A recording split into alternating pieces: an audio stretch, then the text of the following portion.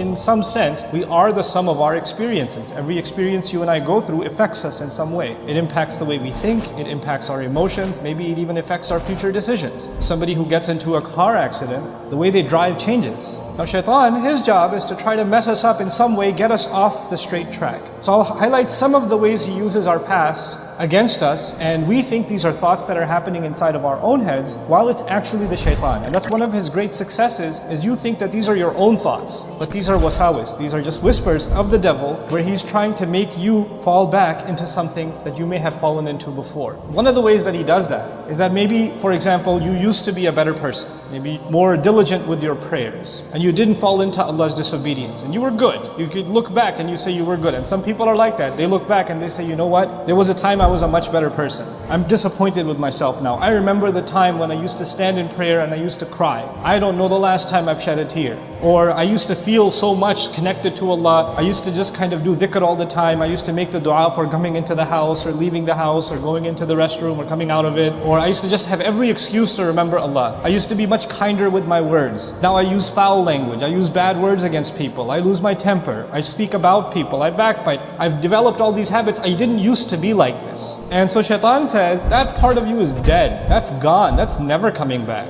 Listen, that's over with. This is who you are now. And he'll make you almost give up on yourself. While the reality is, if Allah made you capable of living a certain way and living by a certain standard, and you upheld it, you were able to do it, then that actually means that you will forever be capable. That's actually proof to yourself. And so Shaitan wants to convince you that you no longer have that capability because of whatever experiences you've gone through or I've gone through. Now we will never go back to who we were again. At least in our spiritual sense, we can't go back. Now understand something. Emotionally, maybe you can't go back. Emotionally, when somebody's scarred, maybe they're changed forever, and that's okay. That's life. You know, the loss of a child is not something easy to get over, for example. So there are kinds of trauma or kinds of experiences that maybe our entire lives will be chipping away at trying to heal, and we may never get there. But Shaitan uses that to mess you up, not emotionally, but spiritually. To mess with your connection with Allah, and to basically get you to say, well, you know what? You've gone through these experiences, so what's the point of prayer? And so that's one kind of attack the Shaitan uses against you and me, to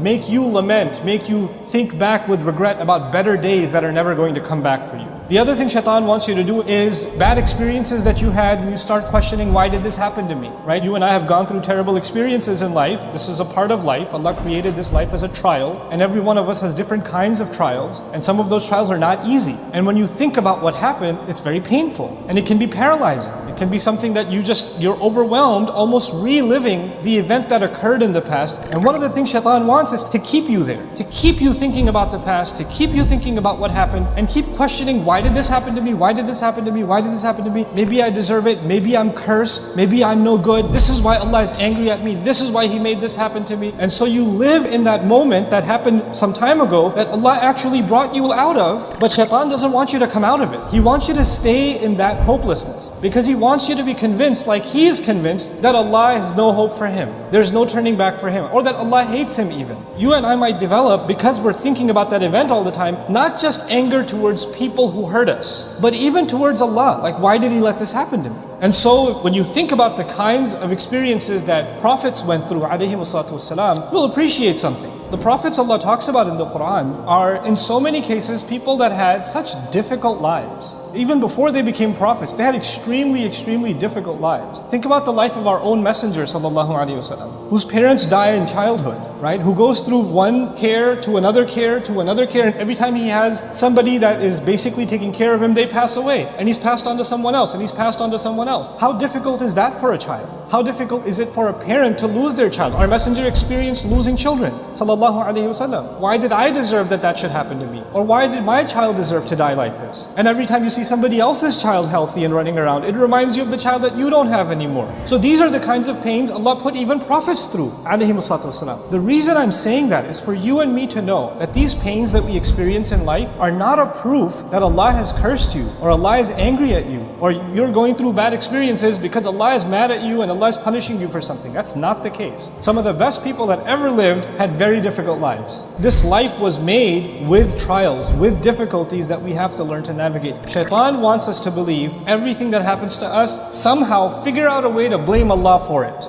Why? Because that's what he did. فَبِمَا أَغْوَيْتَنِي. He blamed Allah. When he refused to do sajda and he was cast out, he blamed Allah immediately. That's where he wants you to get to. And so he uses that past bad experience, that painful experience, to try to pull you away from Allah also. Another way he uses your past. Maybe some of us, we lived a life of sin before. Maybe you had friends or relationships that were leading you down a road of sin, that you kept falling in and falling in and falling in. And you figured out a way to make tawbah to Allah, and you cut off those friendships and you cut off those relationships. You decided that those people may not be evil, but I know that when I'm in their company or when I'm around, then I fall into evil. So I'm going to try to protect myself, and I'm going to pull away as much as I can and try to fix myself with Allah. You will know in your personal life who those people are. And maybe you had people like that in your life that were pulling you into sin, whether they realized it themselves or not. And maybe it's not even their fault, maybe it's your own weakness. But since you recognize that, you say, you know what? Every time I've tried, I've fallen back into sin, I'm going to discontinue some of these relationships, not because I hate these people, not because I'm better than them, but because I want to save myself.